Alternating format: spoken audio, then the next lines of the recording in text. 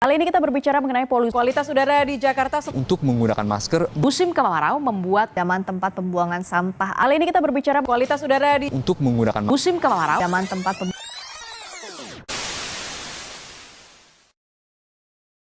Hai, saya Putri Sawati. Saya merupakan mahasiswi Universitas Udayana yang menempuh pendidikan sastra, yaitu tepatnya pada sastra Inggris. Nah, di video kali ini saya akan menjelaskan tentang pencemaran lingkungan dan juga solusinya. Mata kuliah ini diampu oleh Pak Nengah Kertabeso dengan nama mata kuliah yaitu Ilmu Kealaman Dasar. Nah, sebelumnya apakah kalian tahu apa itu pencemaran lingkungan? Pencemaran lingkungan atau environmental pollution itu merupakan terkontaminasinya komponen fisik dan biologis dari sistem bumi dan atmosfer sehingga mengganggu keseimbangan ekosistem lingkungan dan mengakibatkan berubahnya tatanan lingkungan akibat kegiatan manusia atau proses dari alam itu sendiri. Pencemaran lingkungan terbagi menjadi 3, yaitu pencemaran air, pencemaran udara, dan juga pencemaran tanah. Kali ini saya akan membahas mengenai salah satu dari pencemaran lingkungan ini, yaitu pencemaran udara. Yuk disimak!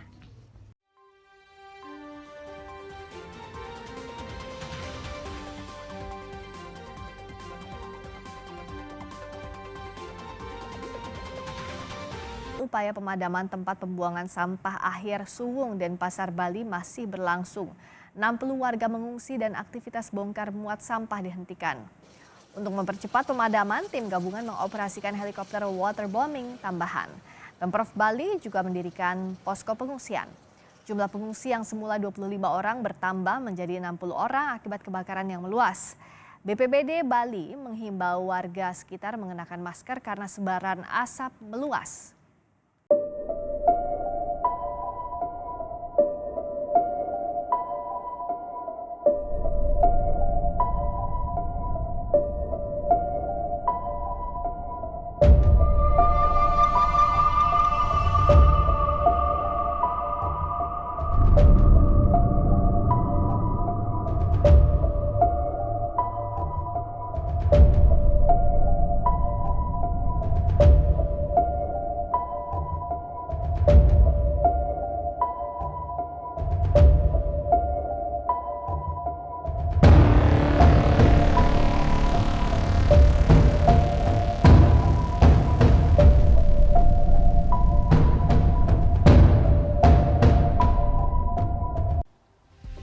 Beginilah kondisi Jakarta sejak beberapa bulan lalu.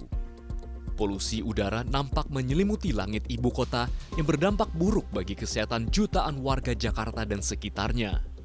angka pencemaran di atas 151 dapat menyebabkan gangguan kesehatan bagi setiap orang, terutama bagi mereka yang memiliki masalah pernafasan seperti asma dan anak-anak yang disarankan untuk tidak berada di luar ruangan untuk waktu yang lama. Adapun diimbau untuk menggunakan masker berspesifikasi KN95, N95 atau KF94 untuk menyaring PM 2,5 mikrometer yang ada di luar ruangan. Dilansir cnnindonesia.com, dalam penelitian Dinas Lingkungan Hidup DKI Jakarta pada 2020, sumber emisi transportasi menjadi sektor terbesar penyumbang buruknya kualitas udara Jakarta. Sektor transportasi berkontribusi terhadap 67,04% polusi udara. Disusul sektor industri sebesar 26,8%, diikuti pembangkit listrik 5,7%, kemudian rumah tangga 0,42%, dan sektor komersil 0,02%. Sementara itu, menurut data Kementerian Lingkungan Hidup dan Kehutanan pada 2022, terdapat lebih dari 24,5 juta kendaraan bermotor yang menggunakan bahan bakar fosil beredar di Jakarta setiap harinya.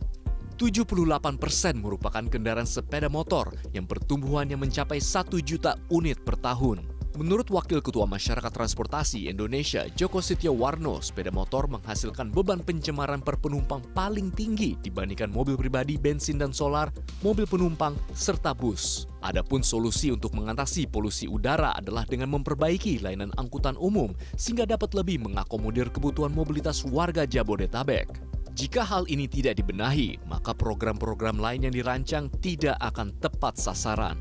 Nah teman-teman, tadi itu merupakan salah satu contoh dari polusi udara yang terjadi di Bali. Ciri-ciri dari lingkungan yang sudah tercemar yaitu adanya bau busuk yang sangat menyengat.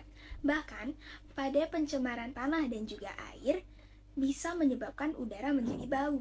Kondisi lain yang menyebabkan udara tercemar diantaranya seperti limbah asap pabrik, pembakaran sampah secara besar-besaran, asap kendaraan bermotor, aktivitas gunung berapi yang mengeluarkan abu dan gas vulkanik, kebakaran hutan, dan kegiatan mikroorganisme.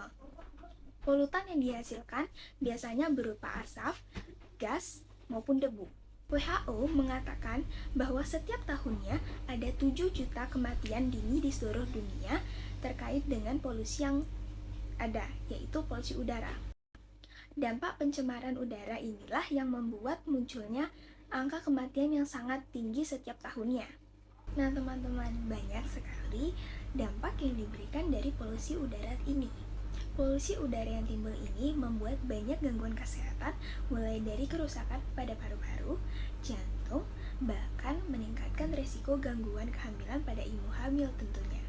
Kemudian, adanya iritasi pada mata, iritasi pada hidung, sakit kepala, sakit tenggorokan, pneumonia, flu, hingga jika terus dibiarkan bertahun-tahun dapat menyebabkan penyakit seperti paru, jantung, hingga kanker. Dampak dari pencemaran udara itu sendiri seperti global warming, kualitas udara yang menurun, gangguan pernapasan, terganggunya jalan oksigen dalam darah, memicu timbulnya keguguran, dan juga autisme. Tindakan yang bisa kita lakukan untuk mencegah terjadinya pencemaran udara itu seperti meminimalisir penggunaan kendaraan pribadi. Langkah pertama yang dapat ditempuh untuk mengurangi pencemaran udara di Jakarta maupun di sekitarnya adalah dengan meminimalisir penggunaan kendaraan pribadi.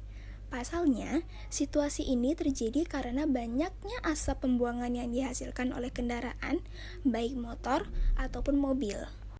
Yang kedua, merawat mesin kendaraan secara rutin. Siapa sangka bahwa mesin kendaraan yang tidak terawat dapat memicu munculnya asap berlebih pada kendaraan. Kendaraan yang tidak dapat dirawat secara rutin dan berkala lebih beresiko mencemari udara di sekelilingnya. Hal ini disebabkan oleh mesinnya yang bermasalah serta oli yang tidak pernah diganti. Oleh karena itu, selalu jadwalkan perawatan mobil setiap tahunnya. Kemudian, yang ketiga, ada menggunakan transportasi umum. Dibandingkan dengan memakai kendaraan pribadi untuk beraktivitas setiap hari, ada baiknya jika Anda beralih ke transportasi umum. Pilihannya beragam. Selanjutnya, berjalan kaki atau bersepeda. Bagi Anda yang memiliki tempat tinggal dekat dengan kantor atau ingin ke suatu tempat yang jaraknya dekat, tidak ada salahnya jika berjalan kaki atau bersepeda. Selain untuk mengurangi polusi di tempat sekitar, kedua aktivitas fisik ini juga mampu melatih tubuh lebih sehat dan juga bugar. Tidak hanya itu, baik jalan kaki ataupun bersepeda mampu menurunkan tingkat stres yang seringkali dialami oleh para pekerja kantoran. Kemudian untuk yang terakhir itu, membuat taman di halaman rumah. Salah satu cara untuk menekan pencemaran udara di sekitar yaitu membuat taman di halaman rumah. Aktivitas ini akan membuat udara di sekitar rumah terasa lebih segar. Bagi Anda yang tidak mempunyai lahan yang luas, sistem berkebun dengan cara hidroponik pun bisa menjadi solusinya. Ketika semua orang melakukan hal ini di rumahnya, maka bukan tidak mungkin kualitas udara akan membaik dan setiap orang pun bisa beraktivitas dengan tenang di luar rumah. Nah teman-teman, ini adalah beberapa tindakan dari diri sendiri yang bisa dilakukan untuk mencegah adanya polusi udara. Nah teman-teman, gimana? Kalian udah mengerti kan bahayanya pencemaran lingkungan dan juga tindakan yang bisa kita lakukan untuk mencegah adanya pencemaran lingkungan itu sendiri. Sekian yang bisa saya jelaskan. Mohon maaf jika ada kesalahan karena saya juga manusia, tidak luput dari kesalahannya. Saya akhiri ini, saya ucapkan terima kasih yang sebanyak-banyaknya. dan sampai jumpa kembali.